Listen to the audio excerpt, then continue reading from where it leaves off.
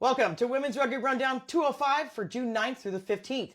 The weekend featured Great Britain claiming gold at the first stop of the 2025 European Sevens Championships at Makarska, while Georgia made history with their first series win. Fiji's Vodafone Fijiana defended their Oceania Rugby Championship title in a thrilling match against Samoa, and South Africa also defended their Rugby Africa Cup title in Madagascar with a perfect record. Brazil's Yaras achieved the biggest victory in their team's history with a commanding win over Colombia. Off the field, we reviewed the so-called studies World Rugby cited to justify its controversial ban of trans women and have found them, along with many others that are peer-reviewed. They're deeply flawed, while inclusive events continue to show safe, supported participation is possible. Kenya Rugby Union faces a deepening governance crisis marked by its chair's resignation and a World Rugby warning that it will intervene if the situation does not improve. And as always, we round up all the club and premier competitions worldwide. I'm Wendy, here to bring you the latest in women's rugby news. This is your Women's Rugby Rundown, and we're about to kick off. We'll start with 15's news. The Vodafone Fijiana defended their Oceania Rugby Championship title with a gritty 24-20 win over Samoa. It was a thrilling match at Coral Coast. Fiji overcame a yellow card setback and a late Samoan surge to defend this title once again.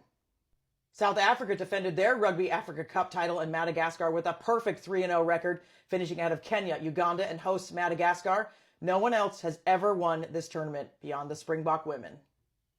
Madagascar continues to be a loving rugby city. This is from this year's Africa Cup. You can see the crowd in the background. This is actually a smaller crowd than last year, but these are matches on weekdays, and so the fans are coming out in large numbers to support women's rugby, and we love to see it. Perhaps World Rugby should host some events in Madagascar if they can pull in this many folks for a match on a weekday. Brazil scored their biggest ever official win in the history of their team with a commanding 58-7 victory over Colombia in Sao Paulo as they prepare for their first Rugby Cup appearance in England this August.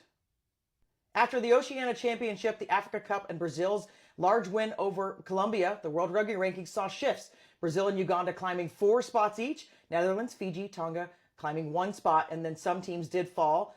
The 2025 Rugby World Cup in England will feature 16 teams and a global audience, the largest ever for this type of event.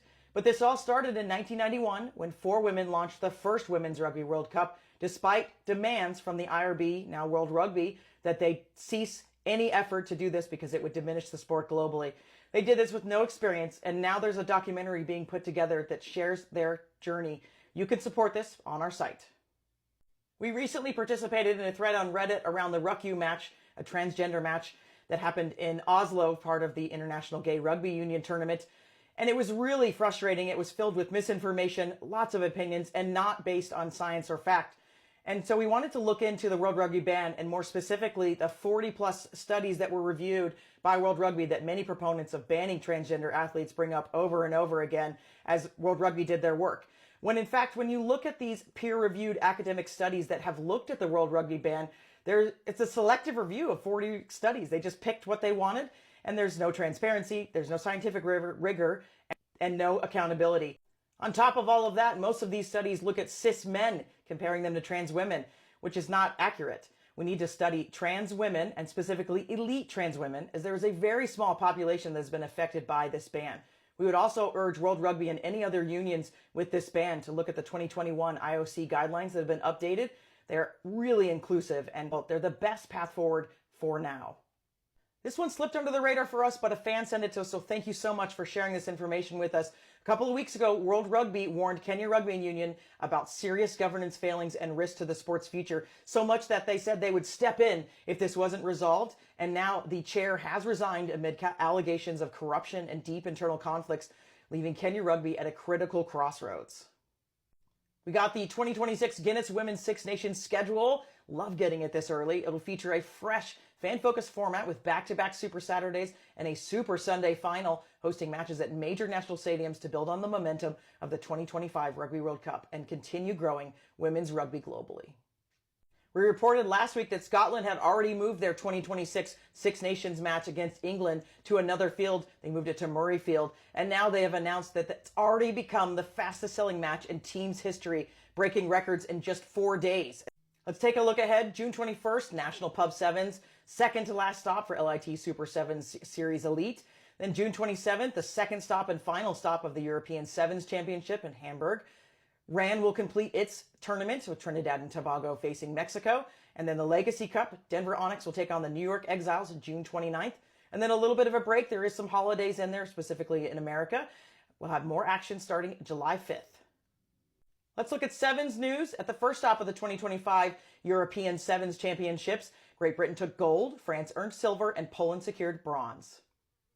Now over to club and Premier news. Only one league is in action. We will have more starting in July.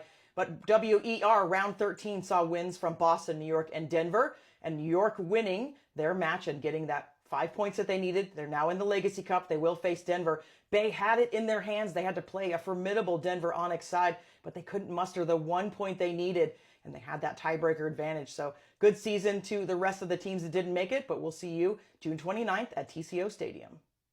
That does it for us this week. You can always get more news on our site at yscrugby.com. Never miss an episode of Women's Rugby Rundown by subscribing on Spotify, Patreon, YouTube, or any of your favorite social media channels.